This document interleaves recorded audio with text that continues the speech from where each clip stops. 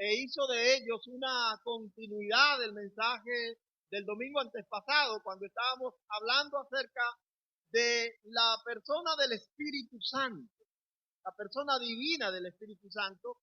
Y yo quiero simplemente que ustedes mantengan en su mente como una forma de recapitular lo que hemos venido hablando los últimos 2 domingos, tanto el hermano Ricky como este servidor. Hablamos acerca de la Trinidad y cómo la Trinidad está involucrada en este proceso que nosotros llamamos vida cristiana y salvación. Y vimos el domingo pasado de manera más cercana cómo el Espíritu Santo es nuestro maestro, cómo el Espíritu está con nosotros, cómo el Espíritu nos acompaña, cómo el Espíritu nos va guiando en el conocimiento de lo que Dios nos ha enseñado a través de su palabra. Y la función o el ministerio del Espíritu Santo entre nosotros es para eso, para enseñarnos, para guiarnos. Y debemos nosotros entonces tener esa conciencia. Ahora yo quiero que retomemos este pasaje y veamos otras cosas. Y lo que yo he titulado en este mensaje es Creo y me basta con Jesús y su palabra. Y esto es muy importante, mis amados hermanos, porque a veces nosotros mismos, los que somos cristianos, y vamos a ver parte de eso durante el mensaje, vivimos dudando, no estamos seguros. La vida cristiana es una vida de seguridad y de confianza.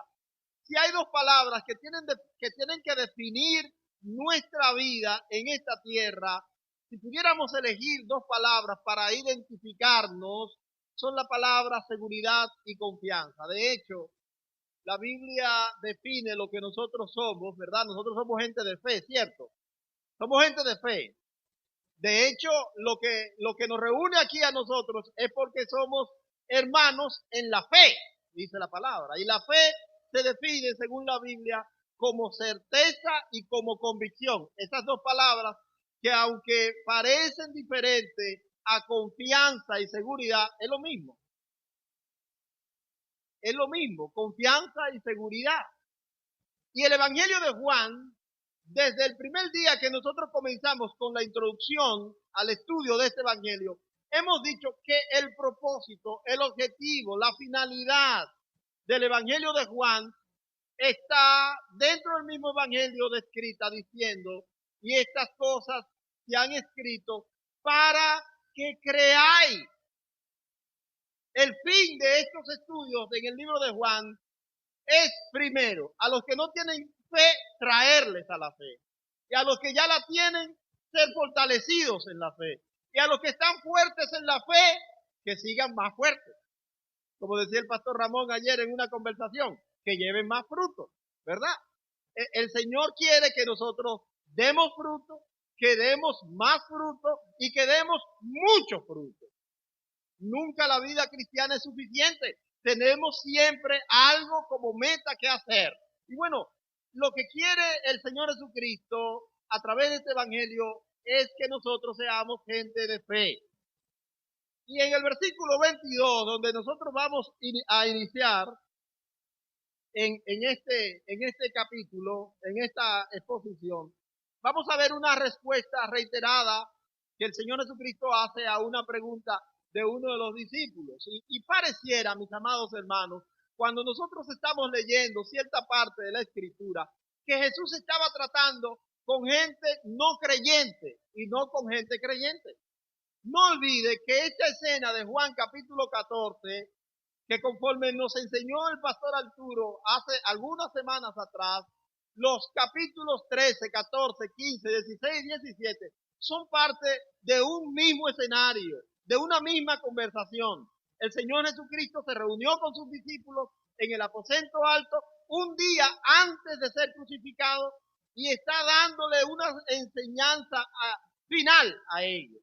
Le está recordando cosas que durante 3 años Él le estuvo enseñando. Lo que se suponía es que ya esa gente que estuvo 3 años con el Señor Jesucristo dominaba estas cosas que el Señor le está dando. Es como una recapitulación que el Señor está haciendo con ellos.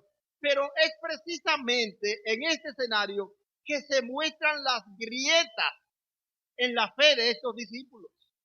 Y a veces, mis amados hermanos, y ponga atención a eso, porque a veces nosotros tenemos años siendo creyentes, nosotros tenemos tiempos, muchos tiempos siendo creyentes, y de repente nos damos cuenta cuando estamos recibiendo una enseñanza que nosotros somos como niños en la fe, que no hemos aprendido, que no hemos desarrollado, que no nos ha aprovechado el tiempo. Y mis amados hermanos, hay que buscar que el tiempo sea aprovechable para nosotros. De hecho, Efesios capítulo 5 dice, aprovechando bien el tiempo. El cristiano no tiene tiempo para perder. El cristiano no puede perder el tiempo. El cristiano tiene que aprovechar cada minuto en esta vida. Debe aprovecharlo para la gloria de Dios, pero para su crecimiento espiritual también. Y aquí nosotros vamos a ver que estos discípulos están mostrando una grieta en su fe. La pregunta que hace Judas en esta ocasión, no el Iscariote, dice entre paréntesis, este es Tadeo, el que la tradición conoce como Tadeo, es el que hace esta pregunta, y esto genera una respuesta reiterada del Señor Jesucristo. Cuando nosotros vemos la respuesta en relación a la pregunta, nos damos cuenta que el Señor Jesucristo como que no le está contestando lo que Él le preguntó. Y es que el Señor Jesucristo no se dio cuenta que Él le preguntó. No, porque para el Señor Jesucristo lo importante no es lo que usted quiere saber, sino lo que usted necesita saber. ¿Entendieron eso? ¿Entendieron eso? Para el Señor, lo importante no es lo que yo quiero saber, sino lo que yo necesito saber. Y nosotros los creyentes tenemos que estar bien claros en eso, porque algunos de nosotros a veces nos volvemos un poco necios haciendo preguntas que nosotros sabemos que las respuestas no la vamos a encontrar tal y como nosotros la queremos. Pero Dios nos da respuesta en su palabra de acuerdo a la necesidad que nosotros tenemos. Es lo necesario, no lo que sea a su curiosidad, es lo que es necesario. Amados, aquí hay una respuesta reiterada. Noten que en los versículos 23 y 24, en reacción a la pregunta de Judas, Tadeo, dice la palabra que el Señor le contestó, el que me ama, ¿qué debe hacer? Debe guardar mi palabra. Y más adelante en el 24 dice, el que no guarda mi palabra, ni siquiera se vista, ese no me ama. Y ya vimos en una exposición anterior que nosotros estábamos hablando acerca cómo se manifiesta el amor de Dios entre nosotros. ¿Cómo es que se debe manifestar el amor? Porque el amor es una palabra muy linda, muy dulce. Y mucha gente dice que ama. Y el amor es tema de canciones, de poemas, de telenovelas, de películas. Y el amor es una palabra popular. Sin embargo, no todos amamos a la medida de Dios. Es probable que la gente esté interesado en un amor romántico, en un amor erótico. Sin embargo, el amor ágape, que es el que habla la Biblia, ese amor que en primer orden es sacrificial. Por eso el que dice que ama tiene que estar dispuesto a respaldar esa declaración haciendo sacrificio por el ser amado. Y eso fue lo que el Señor Jesucristo enseñó en la palabra. Y el Señor Jesucristo dice, tú dices que tú me amas. Bueno, tú tienes que obedecer mi palabra. Esa es la parte que te toca. Ahora, si tú no estás dispuesto a obedecer mi palabra, pues no diga que me ama. Es sencillo. Y este tema él lo viene tratando desde el capítulo 13. Recuerden cuando allí en el versículo 34 dice, la gente van a saber que ustedes son mis discípulos. ¿De qué manera? Cuando ustedes se amen los unos a los otros. Y en el versículo 35 nos da la explicación acerca del amor, diciéndonos que el amor al prójimo es como Él nos amó a nosotros. Y mis amados, no está de más recordarles que el amor de Jesucristo por nosotros se mostró en la cruz del Calvario. ¿Saben eso? Yendo al sacrificio, muriendo en nuestro lugar, cuando nosotros estábamos condenados por el pecado al infierno eterno, Jesucristo decidió darse a sí mismo en la cruz del Calvario. Dice la Biblia que aquel que no hizo pecado por nosotros, ¿qué hizo? Se hizo pecado. Es decir, que cargó con el pago que el pecado merecía por amor a nosotros. Y el apóstol Pablo luego dice en Romanos capítulo 5, mas Dios muestra su amor para con nosotros, en que siendo aún pecadores, ¿qué hizo Cristo por nosotros? Amados, el amor en la Biblia es sacrificio. Si usted va a amar al estilo de la Biblia, al estilo de Dios, tiene que estar dispuesto a sacrificarse. Y eso es lo que le está reiterando él a la pregunta de Judas. Pero vamos a ir más adelante y yo quiero que veamos los versículos 30 y 31, que son el final de este capítulo, porque yo quiero que ustedes vean conmigo cómo el Señor reacciona un tanto enfadado. Los muchachos de hoy dirían un poco quillado el Señor, ¿verdad? Se quilló un poco con sus discípulos. Pero, ¿por qué lo hizo? Porque los discípulos están mostrando una postura que no era esperada a esta altura. Y rápidamente, yo quiero que ustedes vean que el Señor, los discípulos en esta conversación bombardearon al Señor, lo interrumpieron unas 5 veces, preguntándole cosas que ya eran básicas, que ya ellos debían dominar, que ya debían saber. Si usted mira el capítulo 13 y los versículos 23, 24 y 25, el primero que hace pregunta es Juan. Jesús está hablando de alguien que le va a traicionar y él dice, uno de ustedes me va a traicionar. Y ahí Pedro le hace señal a Juan y Juan viene con la pregunta, ¿y quién es, Señor?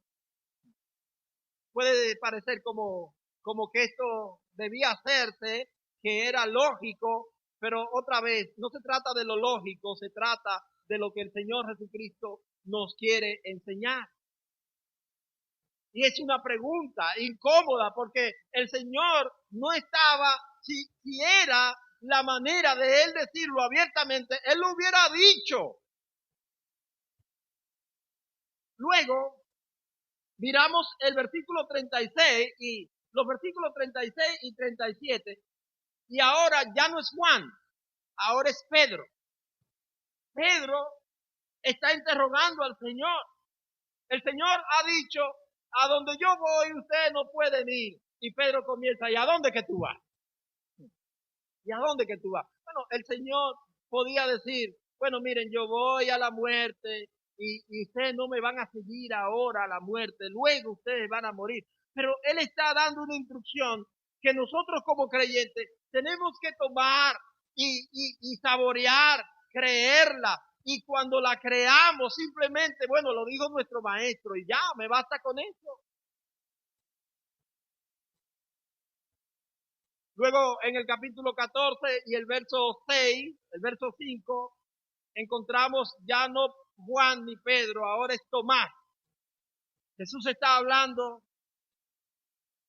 acerca de que Él se va y que Él regresará y nos va a buscar y para cuando Él regrese, nosotros no tendremos necesidad de saber cuál es la ruta que vamos a tomar porque Él viene y nos va a tomar a nosotros mismos y nos va a llevar. Eso es lo que dijo Jesucristo, los versículos 3 y 4. Si usted lee del capítulo 14 de Juan, pero Tomás entonces interrumpe al Señor Jesucristo y le dice, Señor, muéstranos el camino y con eso nos basta.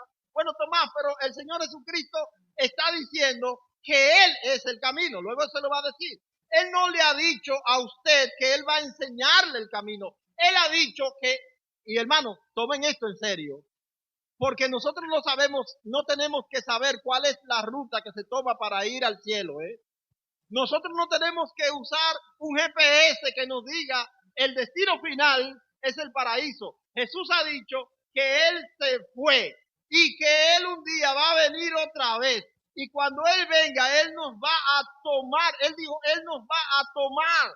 ¿Qué es tomar? Es como si fuera cargarnos. Es como si fuera ponernos en su seno. Y Él dijo, yo los tomaré y yo los llevaré. Bueno, a mí me basta con eso. Hay gente que está buscando cuál es la ubicación del cielo. Yo no tengo que buscar la ubicación del cielo. Yo sé que un día el Señor va a venir y me va a llevar al cielo. Yo creo eso porque el Señor Jesucristo lo dijo. Entonces eso debe bastar. Pero a Tomás no le bastó con eso. Tomás dijo, muéstranos el camino. ¿Cuál es el camino? Para que nosotros podamos saber. Más adelante, en ese mismo capítulo 14, entonces es Felipe el que interrumpe la conversación del Señor Jesucristo. Porque el Señor está dando respuesta a Tomás. Y Felipe entonces le dice, pero Señor, muéstranos al Padre. Ya Jesús le había hablado de que Él es en el Padre y el Padre es en Él. Luego el apóstol Pablo va a decir que Jesús es la imagen visible del Dios invisible. Porque, mis amados hermanos, yo sé que algunos de ustedes tienen curiosidad para llegar al cielo y conocer cara a cara al Padre. Yo les voy a dar una noticia que la Biblia me dio para ustedes. Nadie puede conocer al Padre sino a través del Señor Jesucristo. Así que si usted tiene esa ilusión, voy a decir una don Juanera ahora, desilusiónese. Dice la Biblia en Apocalipsis, en una visión que tuvo Juan, que él vio un trono grande, y que el que estaba sentado en el trono, aunque fue llamado el león de la tribu de Judá, cuando él lo miró, lo vio como un cordero inmolado. ¿Quién es ese, mis amados? ¿Quién es ese? El Señor Jesucristo. El Señor Jesucristo es el que está en el trono y nuestra alegría será estar en la presencia de Dios mismo, mirando a nuestro Señor, Redentor y Salvador Jesucristo. El que no tiene eso como una visión, una meta, no está en este camino. El camino que nosotros seguimos es tener la dicha de encontrarnos en las mansiones celestiales mirando a nuestro Señor y Salvador Jesucristo. Eso es lo que yo quiero. Eso es lo que yo quiero. No sé usted, pero está bien. Después de Tomás, ya contamos a Juan, ya contamos a Pedro, a Tomás, a Felipe, y ahora como una gota que derrama la copa, encontramos a Judas, el que no era el Iscariote. Ahora, mis amados, lo vemos en el versículo 22, que lo leímos. Cuando Jesús da la respuesta a Tomás, los discípulos entienden el mensaje del enfado del Señor Jesucristo. Porque va más adelante, en el versículo 17, 18 y 19 del capítulo 16, los discípulos están escuchando, tienen deseo de seguir preguntando, pero no preguntan. Entre ellos comienzan a murmurar, y al murmurar, pues, ya no le pueden preguntar al hombre porque el hombre está guapo. Mírenlo ahí, versículo 17, 18 y 19 del capítulo 16. Dice, entonces, ¿qué pasó ahí? Se dijeron algunos de sus discípulos, unos a otros, ya no al Señor, sino entre ellos, murmuraban, ¿qué es esto que nos dice? Oiga, los discípulos estaban lentos en ese discipulado.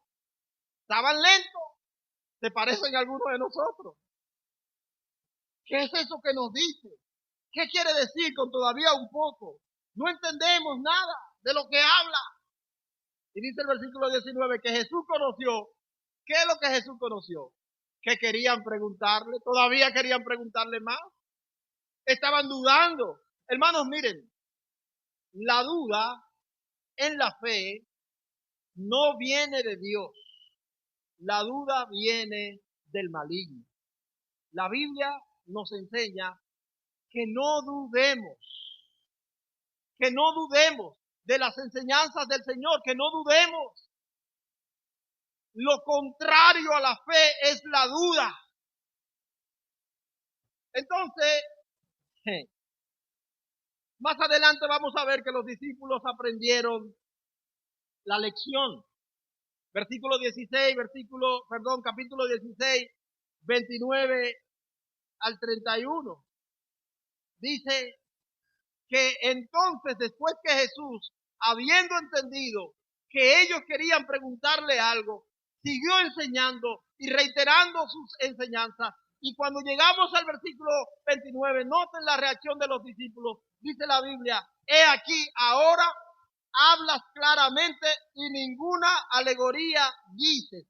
Ahora entendemos que sabes todas las cosas y que no necesitas que nadie nadie te pregunte. Ellos saben que lo que ellos estaban haciendo antes era una necedad, que ellos estaban preguntando y quillaron a Jesús.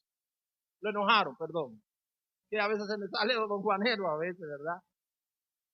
Lo enojaron de tanto preguntar cosas que ya debían ser dominadas por ellos. Amados, miren, esta mañana en la clase de los hombres iniciamos leyendo segunda Pedro, creo que fue segunda Pedro, ¿verdad? Capítulo 2, que comienza diciendo que nosotros también debemos desear como niños recién nacidos la leche espiritual no adulterada, para que por ella crezcamos. Y miren, mis amados, es verdad, en principio debemos ser como niños recién nacidos, pero el niño, este niño Nathan que presentamos hace un momento, ¿verdad? Nathan, el nombre es compuesto, pero Nathan es el primero. Oiga, en 4 meses los padres van a tener que cambiar la fórmula, digo yo. Si le dan el seno, van a tener también, la madre va a tener que darle el seno combinada con otros alimentos. Y cuando tenga 2 años, ya la mamá dice, no, ya tú estás muy grande, tú no puedes estar tomando seno ya con 2 años. Y hay que darle papilla. Y cuando tenga 10, ya hay que darle trozo de plátano con salami. Ahora, eso debe pasar también en la vida espiritual. Y hay hermanos que tienen 20 años, oiga, y todavía están tomando similar en fórmula. Eso no puede ser.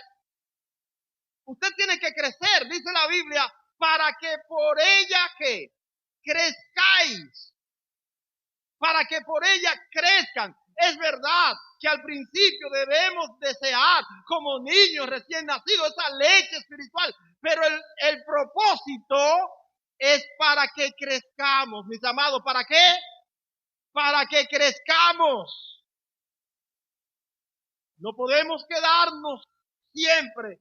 Y hay gente que dicen, ay, desde que yo me convertí, mi versículo favorito es y sigue siendo Génesis 1:1. En el principio creó Dios los cielos. Oh, un tajalán que tiene ya 40 años en la iglesia. No eres tú, Arturo, pero 40 años. Y todavía que el versículo favorito sigue siendo, sí, es verdad, en el principio fue Génesis 1:1, pero ahora tú tienes que decir Esther 8:4 por lo menos. Ahí gritó el de Génesis 1:1. Hay que avanzar. Y ahora ellos están diciendo que no tiene necesidad de que nadie te pregunta. ¿Y saben cuál es el complemento de eso? Que nadie te pregunte. Siga leyendo el versículo 30 para completar la información de ellos. ¿Qué dijeron? Por esto creemos que ha salido de Dios. Hermanos, y esa es la clave. Creer. Dice el versículo 31 de Juan capítulo 16. Dice ahí el 31 que Jesús le respondió, ahora creen. Ahora creen. Usted ve, Jesús estaba enojado con ellos, pero ese enojo de Jesús era llevarlo a que ellos llegaran al punto de lo que ellos necesitaban. Ellos necesitaban creer. Ya casi termino, hermano, ya casi termino. Nuestra fe en Jesucristo proporciona lo necesario, mis amados, para vivir en paz en este mundo. Los versículos 27 y 28, Jesús nos hace ver cuál es su legado, el legado que Él nos dejó. Hay una canción, un himno hermosísimo, que yo escuché desde mi niñez, porque en mi casa mi mamá cantaba.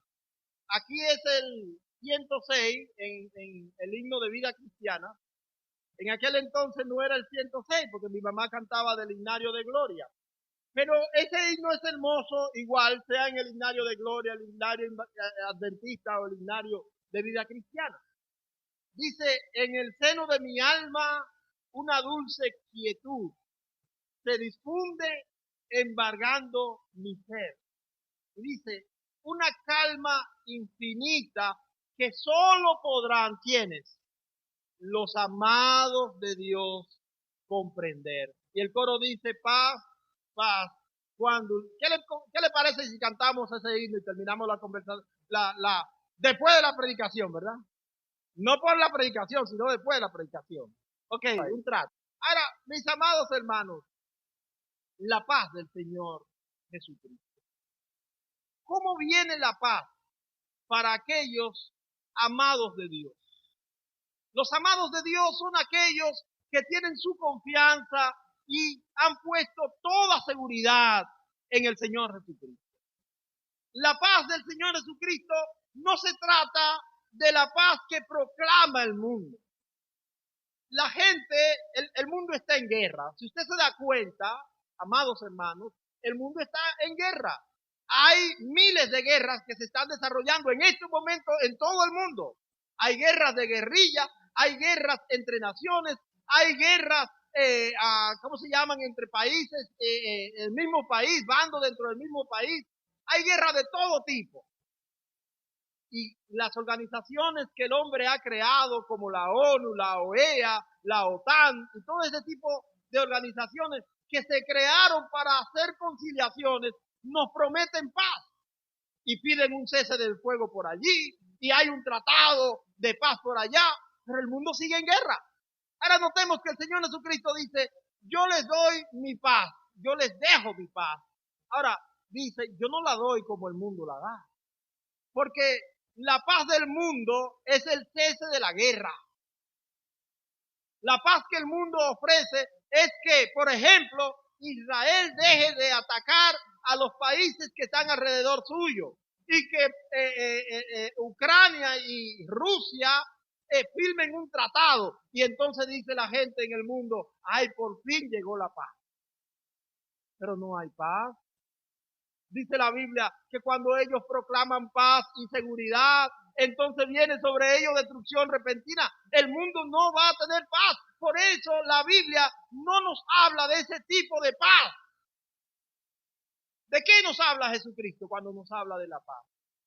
Es que usted tenga una confianza en Él tan certera, que usted tenga una seguridad tan firme en Él, que aunque el mundo se esté derrumbando, usted está seguro hacia dónde va, quién es su Señor y qué va a pasar con usted.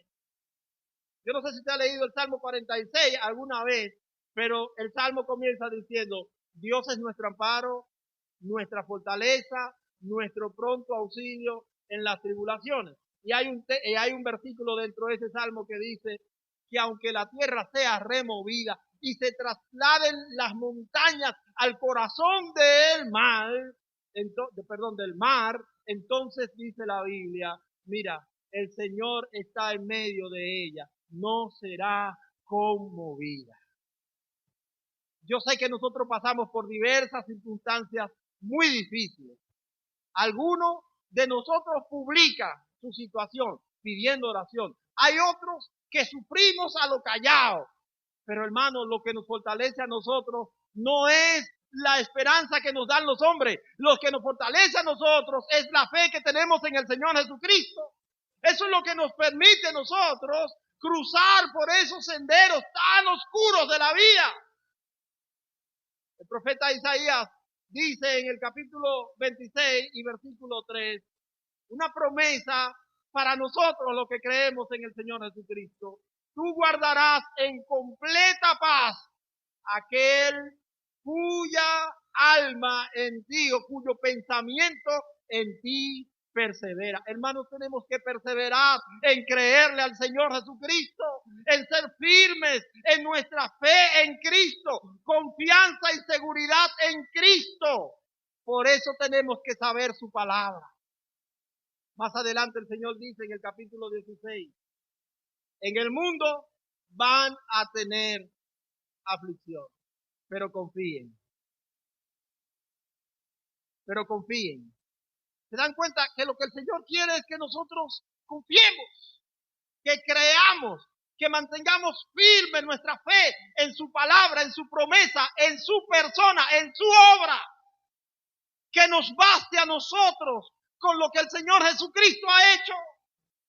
Miren, si hay una cosa por la que yo le doy gracias a Dios y lo proclamo, es que yo soy salvo, no por mi esfuerzo ninguno. Yo no tengo capacidad de ser salvo por mí mismo. Yo soy salvo porque el Señor Jesucristo me salvó.